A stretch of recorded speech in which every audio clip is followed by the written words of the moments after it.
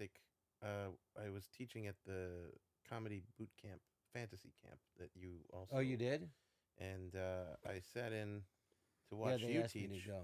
and he talked about teaching. John talked about teaching acting earlier, but you were really good with talking about comedy. And one thing that we have in common is that it was the Woody Allen nightclub years album that Oh, yeah. was for me taught me how to write jokes as well. Those were your inspirations, right? Lenny and Woody. Yeah, I saw the movie. Lenny, Dustin Hoffman. But first, I saw Take the Money and Run when I was 13 with Woody Allen, his first movie, I've got a and I job. flipped. Is that Yeah, the I one just that, thought it was the funniest thing ever. I go, that's my kind of humor. And then I saw the movie Lenny when I was 16 about Lenny Bruce with Dustin Hoffman.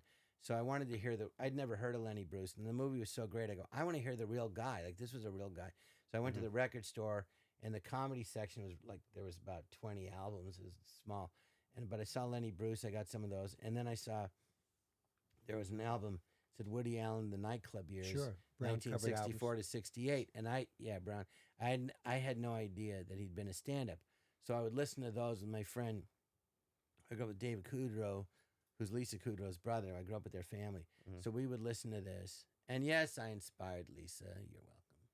She'll tell you. Okay. So anyway, she did it on her own, but when I got SNL, she goes, "Oh, it's possible. Like somebody I know did it. It's possible." But then it took her 10 years of working her butt off. Wow. And I told her, go to the Groundlings, But she's super smart. She did it on her own. Anyway, and so then in my college dorm at Irvine, it was in the fine arts dorm, Prado. So they're having a talent night. So I decided I was going to do Woody Allen and Lenny Bruce's Albums. routines. Yeah, some of them. And so I'd write them down. But I write down Woody Allen. You know what he did? I shot a moose. I was hunting in upstate New York, and I shot a moose. I did the whole thing, and I write it all down and write when his voice would go up and down, and when he Wow. would hit certain letters, just to.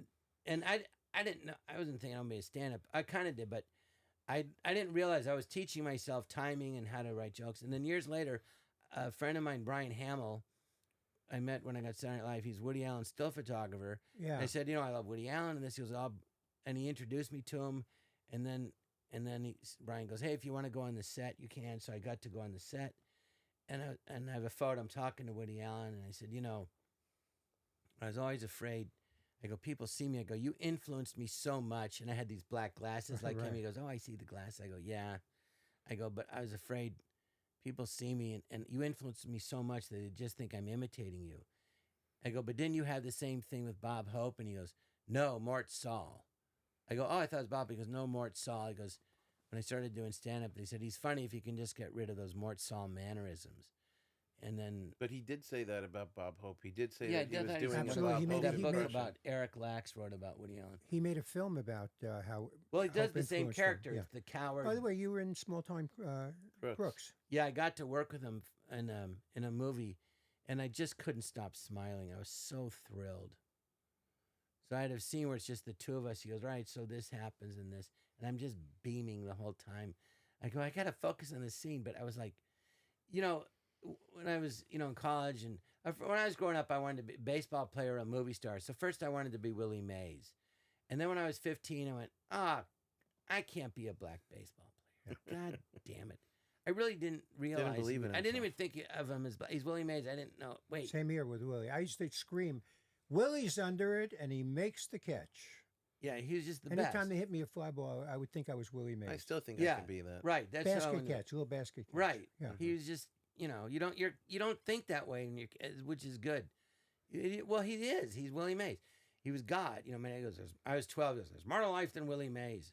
And I remember looking at my dad thinking, no, there isn't. Don't you get it? He's God. He's Willie Mays. He was, people go, what? He was like Michael Jordan. He was it. He was baseball. It was the same thing. And then when, like Babe Ruth, he was that. And then when Woody he wanted to be a Allen. comedy man, I goes, oh, who do you think you are, Woody Allen? I'm like, well, I'd like to be. I want to be like him. So now I'm on a movie, and he couldn't have been nicer. And I said, the whole reason I got into comedy was because of you, and thank you. He goes, well, I think it'd be fantastic. And, and he was just so nice to me the whole shoot. Very, very. And then he goes, hey, I watched the dailies, and he goes, I just want you to know you really made me laugh at dailies. I never laugh at dailies, but you Wow. made me laugh. Wow. High So I was compliment. just over the moon, you know, and I mean it is pretty, you know. My dad was Woody Allen, and I saw his movie when I'm 13, and 29 years later I'm in a movie with him, and I mean it was just such a like a validation of my life to have the guy want to be like you. And I was doing a scene, I was doing a character, and he goes, I don't know if she'll be myself or do a character, and I didn't want to get fired. So he goes, yeah, I asked him, he goes, well, as long as it's real. So I'm doing this scene, I'm talking like this, I'm doing this guy Chachi, who was Woody Allen, Tony Danza's boxing manager I met, and he was on Wise Guys podcast radio, and he talks like this literally. How you doing? Good to see you.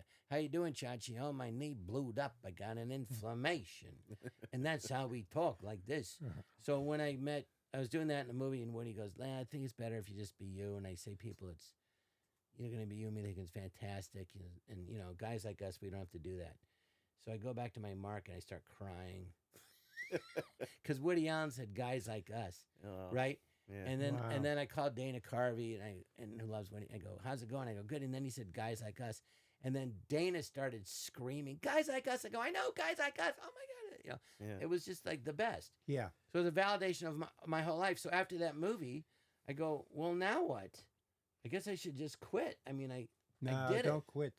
No, I didn't. But for a while, it was really hard. Like I go, well, I did it.